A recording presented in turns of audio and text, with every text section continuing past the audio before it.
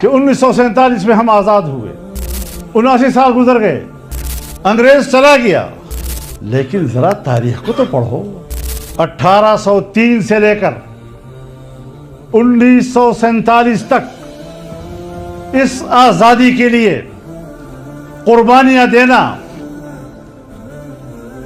کہیں بالاکوٹ میں شہداء کا خون بہہ رہا ہے، کہیں شاملی کے میدان میں علماء کا خون بہہ رہا ہے، دلی اور گردنواہ میں ہزاروں مسلمان شہید ہو رہے ہیں اس آزادی کے خاطر۔ یہ میرے اکابر کی تاریخ ہے، تمہاری تاریخ نہیں ہے۔ پھانسیوں کا اگر چوما ہے اس آزادی کے لیے، میرے اکابر نے اور میرے بزرگوں نے چوما ہے۔ اور ایک انگریز خود کہتا ہے کہ جب ہم نے ان مجاہدین کو توپوں کے سامنے کھڑا کر کے اڑانے کا فیصلہ کیا تو ہزاروں لوگوں میں ایک ایک سے ہم نے پوچھا تنہائی میں، اتنا کہہ دو کہ میرا اس تحریک سے کوئی تعلق نہیں، آپ کی جان بچ جائے گی۔ ہزاروں کے لوگ اڑ گئے، لیکن کوئی بندہ ہمیں نہیں ملا جس نے کہا ہو کہ میرا اس تحریک سے تعلق نہیں۔ کس بات پر تم میرے ساتھ مقابلہ کر رہے ہو؟ پاکستان اگر بنا ہے تو میرے اکابر کی قربانیوں کے نتیجے میں بنا ہے، اور اپنا منہ کی کلی کر کے میرے اکابر کا نام لینا۔ شراب سے بدبودار تمہارا منہ میرے اکابر کے خلاف زبان کھولتا ہے، شرم نہیں آتی تم لوگوں کو؟ اس کے ان مشن کے وارث ہیں جنہوں نے اگر انگریز کے سامنے سر نہیں جھکایا تو انگریز کے پالیسیوں کے سامنے بھی ہم سر جھکانے کے لیے تیار ہیں۔ اب ہم تو ہمیشہ سے کہتے رہے ہیں کہ تمہارا نظام ناکام ہے، آج انہوں نے بھی کہہ دیا ہے کہ نظام ناکام ہے۔ اس کا معنی یہ کہ آپ ملک کو نہیں چلا سکتے، تمہاری وجہ سے ناکام ہے۔ جن لوگوں کو تم نے مہرے بنایا ہوا ہے ان کی وجہ سے ناکام ہے۔ لا سیما علی سید الرسل وخاتم الانبیاء وعلى آلہ وصحبہ ومن بہدیہ مہتدی، اما بعد فاعوذ باللہ من الشیطان الرجیم، بسم اللہ الرحمن الرحیم۔ وما محمد الا رسول قد خلت من قبله الرسل افإن مات او قتل انقلبتم على اعقابكم ومن ينقلب على عقبيه فلن يضر الله شيئا وسيجزي الله الشاكرين، صدق الله العظيم۔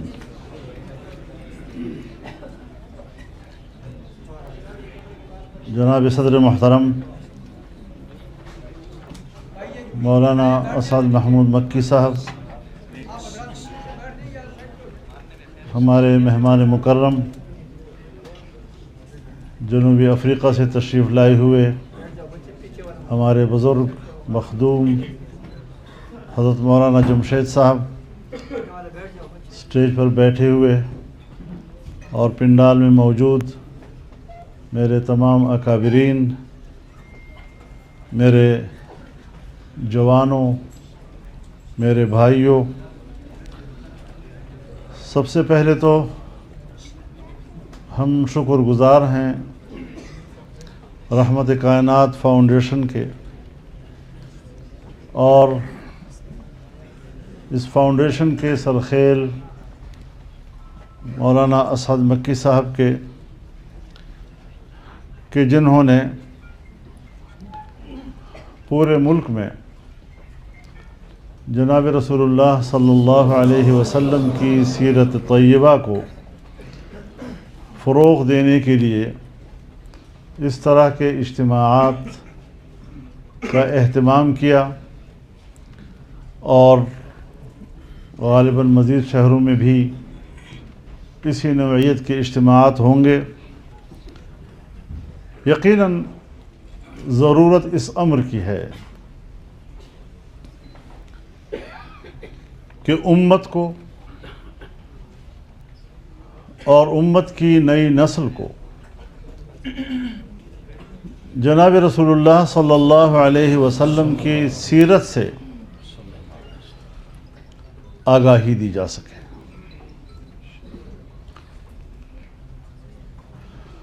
آپ لوگ بھی دیکھ رہے ہیں، ساری دنیا اس کا مشاہدہ کر رہی ہے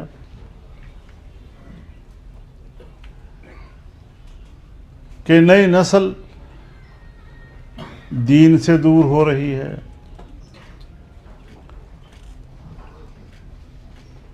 وہ خود کو دین کی رہنمائی کے محتاج نہیں سمجھ رہے،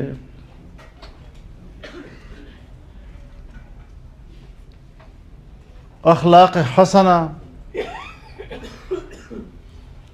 وہ ناپید ہوتا چلا جا رہا ہے۔ ہمارے مدارس کی یہ خصوصیت تھی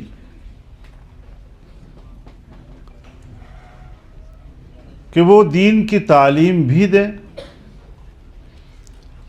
اور دینی تربیت بھی دیں۔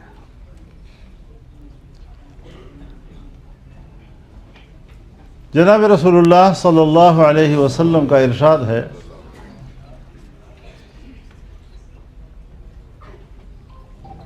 انما بعثت معلما، میں استاد بنا کر بھیجا گیا ہوں۔ اور دوسری جگہ ارشاد فرماتے ہیں، بعثت لأتمم مکارم الاخلاق، میں بہترین اخلاق کی تکمیل کے لیے بھیجا گیا ہوں۔ قیامت کے روز جب وزن اعمال ہوگا تو اسی کا ترازو بھاری ہوگا جس کے اخلاق اچھے ہوں گے۔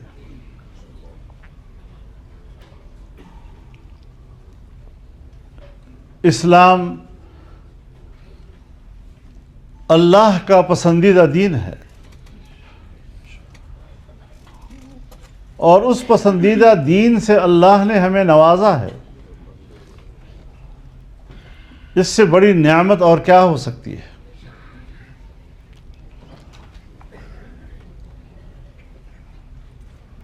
جیسے کہ مولانا نے فرمایا کہ رسول اللہ صلی اللہ علیہ وسلم کی سیرت میں بھی ان کا کوئی ثانی نہیں ہے۔ حسن سیرت بھی کمال کا اور حسن صورت بھی کمال کا۔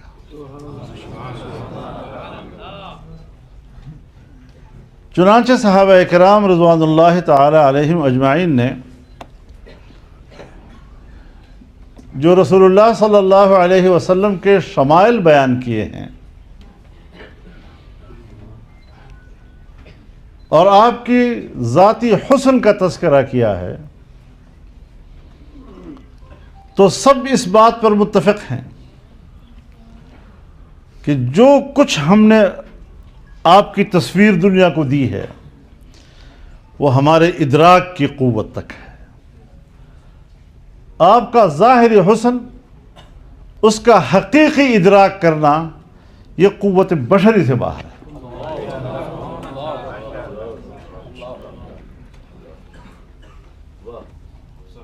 یا صاحب الجمال و یا سید البشر،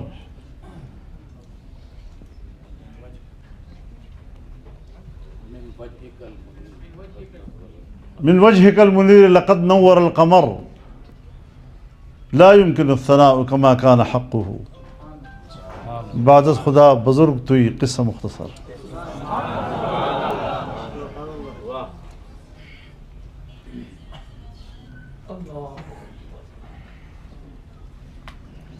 ہمارے اکابر نے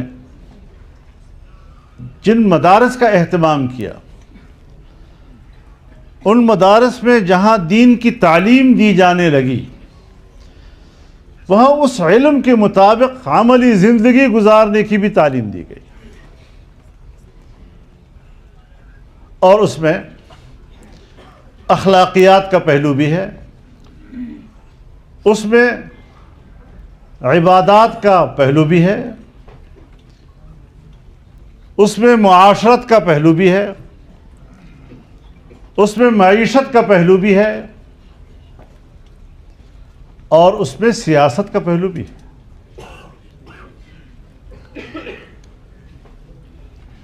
ہر لحاظ سے امت کی تربیت کرنا، لیکن تعجب کی بات یہ ہے کہ دینی مدارس کے حوالے سے انگریز کے زمانے میں بھی اور آج کے دور میں بھی، عالمی سطح پر بھی اور ملک کے اندر بھی، مدارس کے علماء اور طلباء کے اس طبقے کو کبھی دقیانوسی کہتے ہیں، کبھی اس کو پسماندہ طبقہ کہتے ہیں،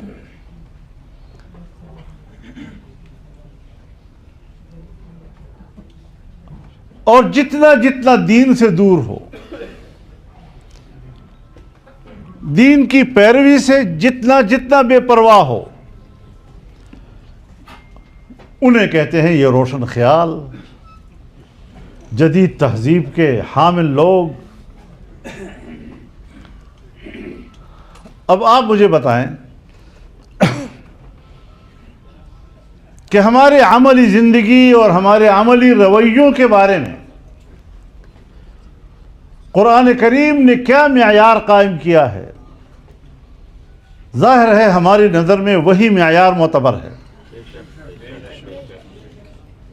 وَكَذَلِكَ جَعَلْنَاكُمْ أُمَّةً وَسَطًا، ہم نے تمہیں ایک میانہ رو امت بنایا ہے۔ یہ میانہ روی کہاں سے آئی؟ انسان اپنی خلقت میں انتہا پسند ہے۔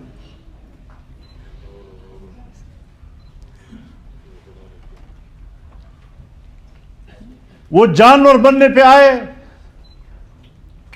تو کوئی جانور اس انسان کا مقابلہ نہیں کر سکتا، کوئی بہیمہ اس کا مقابلہ نہیں کر سکتا۔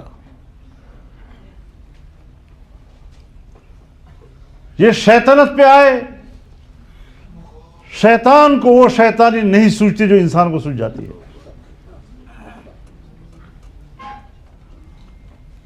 ظلم اور قتل پہ آئے تو بھیڑیا اس کے سامنے کچھ نہیں ہے۔ حرص سے بھرپور، خواہشات سے بھرپور ایک خلقت اللہ نے انسان کی صورت میں پیدا کی۔ تمام مخلوقات سے زیادہ کی خواہشات اسی انسان میں بھرتی،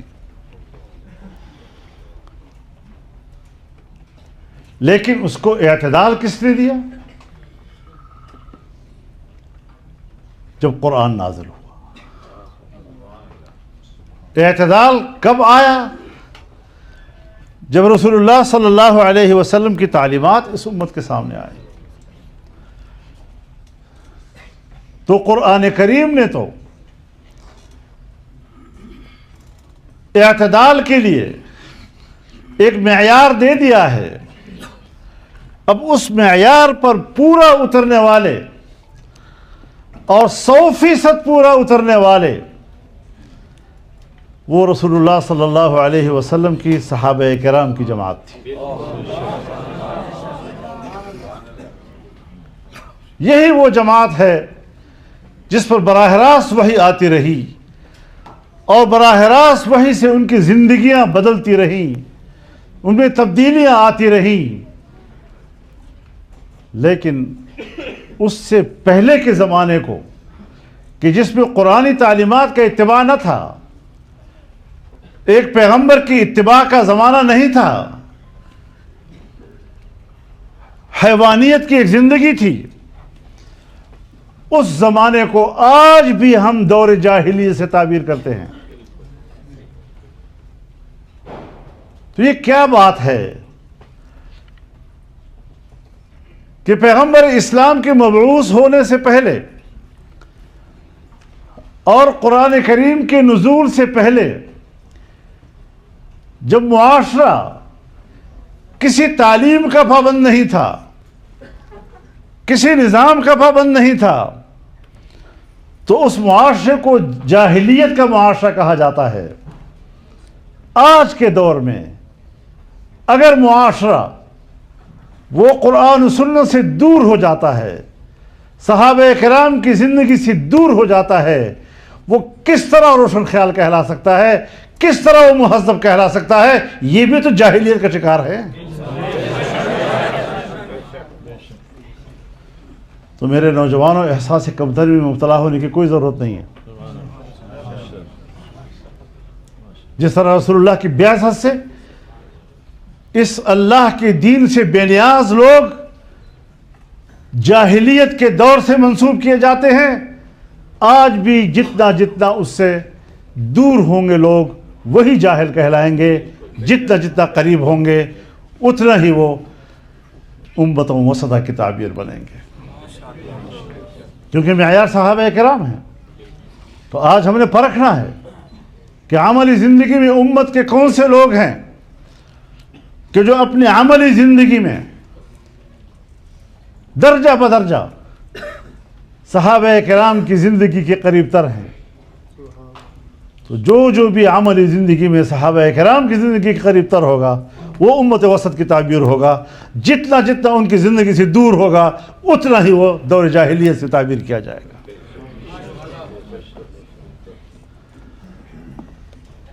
لیکن یا انگریز کا زمانہ تھا جب ان مدارس اور اس میں پڑھنے والے لوگوں کو پتہ نہیں کس کس القاب سے پکارا گیا، اور یا آج پاکستان ہے کہ 79 سال پورے ہو رہے ہیں اور آج پاکستان میں بھی دینی علوم سے وابستہ لوگوں کے بارے میں وہی رویے ہیں جو کسی زمانے میں فرنگی کے ہوا کرتے تھے۔ ہم مانتے ہیں کہ 1947 میں ہم آزاد ہوئے، 79 سال گزر گئے، انگریز چلا گیا، لیکن ذرا تاریخ کو تو پڑھو۔ 1803 سے لے کر 1947 تک اس آزادی کے لیے قربانیاں دینا، کہیں بالا کوٹ میں شہداء کا خون بہہ رہا ہے، کہیں شاملی کے میدان میں علماء کا خون بہہ رہا ہے، دلی اور گردنواہ میں ہزاروں مسلمان شہید ہو رہے ہیں۔ اس آزادی کے خاطر یہ میرے اکابر کی تاریخ ہے، تمہاری تاریخ نہیں ہے۔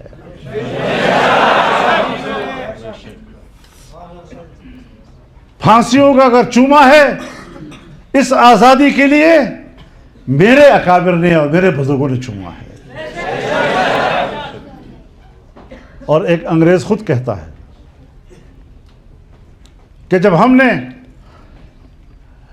ان مجاہدین کو توپوں کے سامنے کھڑا کر کے اڑانے کا فیصلہ کیا تو ہزاروں لوگوں میں ایک ایک سے ہم نے پوچھا تنہائی میں کہ اتنا کہہ دو کہ میرا اس تحریک سے کوئی تعلق نہیں، آپ کی جان بچ جائے گی۔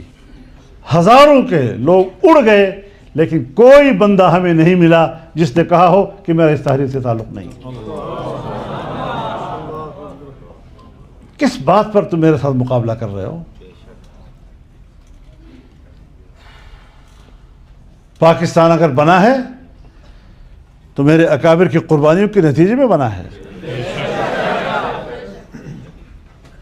آپ اس کو نظر انداز نہیں کر سکتے، آپ اس کی بے توقیری نہیں کر سکتے۔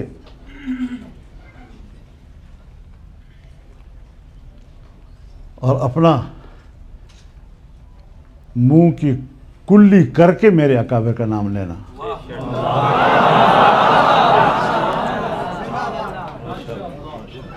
شراب سے بدبودار تمہارا منہ میرے اکابر کے خلاف زبان کھولتا ہے، شرم نہیں آتی تم لوگوں کو؟ मजाक समझ रखा है? याद रखो, ये जो हम बैठे हैं ये उन अकाबिर व असलाफ के वारिस हैं, ये उन मिशन के वारिस हैं जिन्होंने अगर अंग्रेज के सामने सर नहीं झुकाया तो अंग्रेज के पॉलिसियों के सामने भी हम सर झुकाने के लिए तैयार हैं।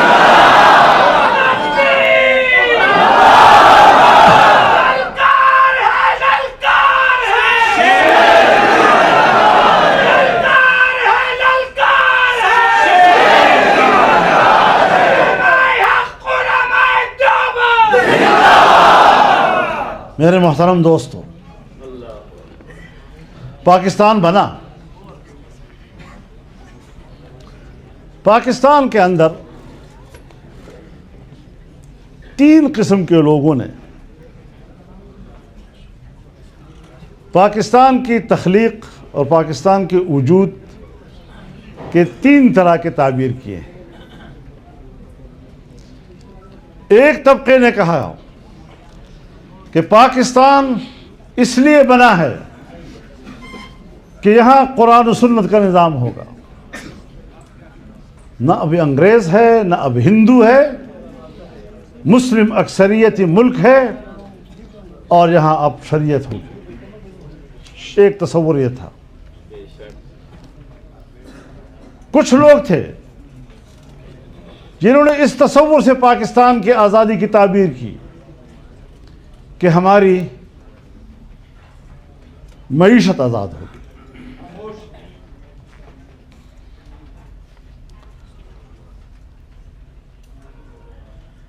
हम किसी के गुलाम नहीं होंगे। और एक तबका वो था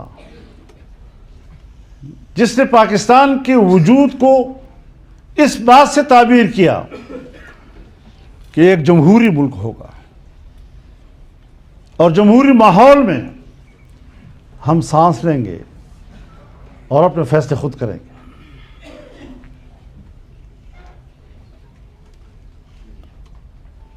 अब इस्लामी निज़ाम का क़याम, शरीयत के मुताबिक ज़िंदगी, माशी खुशहाली या जमहूरी निज़ाम, इन तीनों हवालों से ज़रा आप पाकिस्तान का आज 69 साल के बाद मुताला कर लें। यहाँ शरीयत कितनी है, कुरान और सुन्नत कितना है, मईशत कितनी वो खुशहाल है हमारी,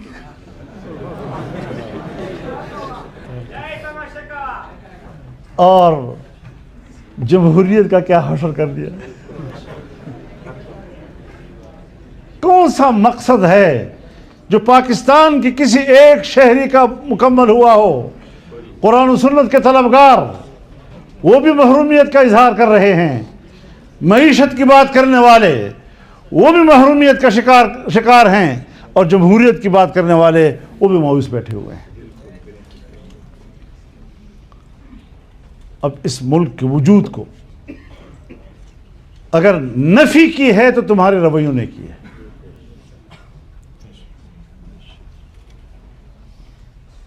सियासियात तो एक बड़ा वसी मैदान है, बड़ा तवस्सो है इस मैदान में। यहां तो आज कुरान और सुन्नत की बात करना हमें कहा जाता है कि मौलवी साहब अब कुरान और सुन्नत की बातें छोड़ो, अब कुरान और सुन्नत की बात करने वाला और मज़हब की बात करने वालों का मुल्क की सियासत की में कोई गुंजाइश नहीं है आप लोगों के लिए। हमने अगर मुल्क की सियासत में गुंजाइश पैदा की है तो उसमें तुम्हारा क्या किरदार है? ये मकाम भी हमारे इन नौजवानों और कारकुनों ने अपनी कुर्बानियों से हासिल किया है।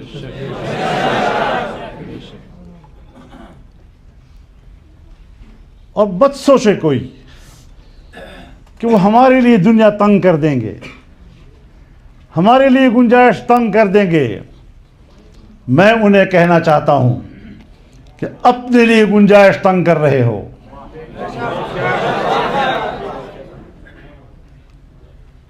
ہم نظریاتی لوگ ہیں اور اپنے نظریات کے لیے ایک تاریخ رکھتے ہیں. 200 سالہ تاریخ ہماری پشت پہ ہے. تمہاری پشت پہ کیا ہے؟ انگریز کی غلامی، خوشامد، ان کے گھوڑوں کے خرخرے اور اس کے بدلے میں جاگیریں حاصل کرنا اور بڑے بڑے جاگیردار بن جانا، یہ تمہاری تاریخ ہے. اور قربانیاں دینا یہ ہماری. تم کس چیز پر ہمارا مقابلہ کر سکتے ہو؟ تو جناب رسول اللہ صلی اللہ علیہ وسلم کے دین کی سربلندی کے لیے میدان میں اترنا یہ ہمارا مشن ہے.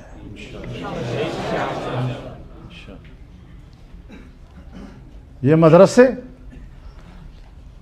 یہ مولویوں کے مشین نہیں ہیں، یہ بذات خود ایک مشن ہے.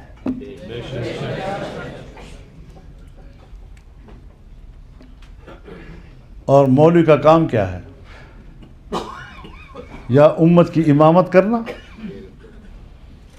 اور یا لوگوں کے جنازے پڑھانا. ہمیں قوم کی امامت کرنے کا طریقہ بھی آتا ہے اور تمہارے جنازے پڑھنے کا طریقہ بھی آتا ہے.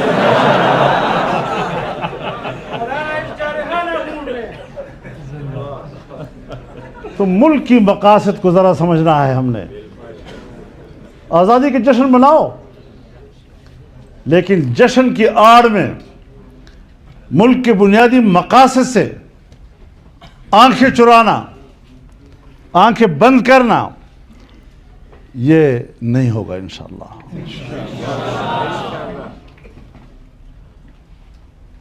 تو ہم یہی سوچتے ہیں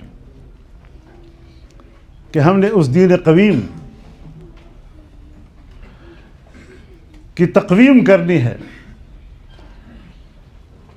اور جناب رسول اللہ صلی اللہ علیہ وسلم پوری انسانیت کے امام تھے. سید الاولین بھی تھے اور سید الآخرین بھی تھے. تمام انبیاء کرام نے آپ کی امامت میں نماز پڑھی اور تمام انبیاء کرام سے اللہ رب العزت نے جو میثاق لیا، وَإِذْ أَخَذَ اللَّهُ مِيثَاقَ النَّبِيِّينَ لَمَا آتَيْتُكُم مِّن كِتَابٍ وَحِكْمَةٍ ثُمَّ جَاءَكُمْ رَسُولٌ مُصَدِّقٌ لِّمَا مَعَكُمْ لَتُؤْمِنُنَّ بِهِ وَلَتَنصُرُنَّهُ. تمام انبیاء سے اللہ تعالیٰ نے عہد لیا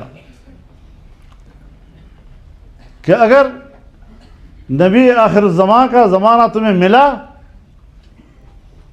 تو آپ نے ان پر ایمان بھی لانا ہے اور ان کی مدد بھی کرنی ہے. میرے بعد اگر حضرت موسیٰ بھی آتے تو میری اتباع کے علاوہ اس کے پاس کوئی راستہ نہ ہوتا. حضرت عیسیٰ علیہ السلام بھی نازل ہوں گے تو میری دین کی اتباع کریں گے. اب یہ دین مکمل ہے. الیوم اکملت لکم دینکم واتممت علیکم نعمتی ورضیت لکم الاسلام دینا. آج میں نے تمہارے لیے تمہارا دین مکمل کر دیا ہے اور اپنی نعمت تم پر تمام کر دی ہے. ہمارے اکابر نے اس آیت کی تشریح یوں کی ہے کہ دین کامل باعتبار تعلیمات و احکامات کے ہے اور اتمام نعمت یہ اس کامل اور مکمل دین کی حاکمیت و اقتدار کا نام ہے. اس نعمت کے حصول کی ہم جنگ لڑ رہے ہیں تاکہ اللہ کی نعمت واقعتاً تمام ہو جائے ہم پر.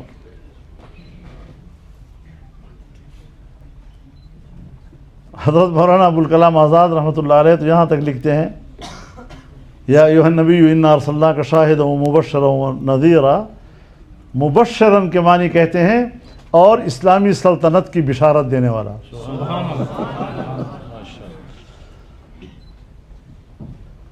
تو اسلام کی حاکمیت اصل بڑی نعمت ہے حضرت یوسف علیہ السلام کی قمیص جب لائی گئی اور حضرت یعقوب علیہ السلام کے چہرے پہ ڈالی گئی تو آنکھیں بینا ہو گئی، فرتد بصیرہ، تو فوراً پوچھا این ترکت یوسف، یوسف کو کہاں چھوڑا ہے؟ کہا ملک مصر۔ کوئی تعجب کا اظہار نہیں کیا کہ اس کو تو کنویں میں ڈالا گیا تھا، اس کو تو بھیڑیا کھا گیا تھا وغیرہ وغیرہ، لیکن اندازہ تھا کہ ہاں یہ سارا سفر یہیں تک پہنچے گا۔ تو دوسرا سوال کیا علی ای دین ان ترکت، کس دین پر چھوڑ کے آئے ہو؟ تو جواب دیا علی دین الاسلام۔ تو آپ نے فرمایا الآن تمت النعمہ۔ تو نعمت اقتدار کا نام ہے، حاکمیت کا نام ہے، دین اسلام کی حاکمیت۔ اس مقصد کے لیے جد و جہد کرو، یہی جہاد ہے۔ باقی ذرائع ہیں، ذرائع میں تو ہر زمانے میں تبدیلیاں آ سکتی ہیں۔ اب ہم تو ہمیشہ سے کہتے رہے ہیں کہ تمہارا نظام ناکام ہے، آج انہوں نے بھی کہہ دیا ہے کہ نظام ناکام ہے۔ اس کا معنی یہ کہ آپ ملک کو نہیں چلا سکتے، تمہاری وجہ سے ناکام ہے۔ جن لوگوں کو تم نے مہرے بنایا ہوا ہے ان کی وجہ سے ناکام ہے۔ تم ذرا خودداروں کو حوالے کرو، پھر دیکھو ملک چلتا ہے یا نہیں چلتا۔ جو آزادی کی اصل قیمت کو جانتے ہیں، تم آزادی کے نام پر عیاشیاں جانتے ہو، غلامی جانتے ہو۔ اس غلامی سے آزادی انشاءاللہ العزیز حقیقی معنوں میں یہ تحریک دے گی جو رسول اللہ صلی اللہ علیہ وسلم کی بات کرتی ہے۔ اللہ تعالی ہمیں توفیق دے اس بات کی، اس تحریک کو آگے بڑھانا ہے، کبھی احساس کمتری میں مبتلا نہیں ہونا، پوری خودداری اور خود اعتمادی کے ساتھ ہم نے آگے بڑھنا ہے۔ اللہ تعالی ہماری مدد فرمائے۔ وآخر دعوانا ان الحمد للہ۔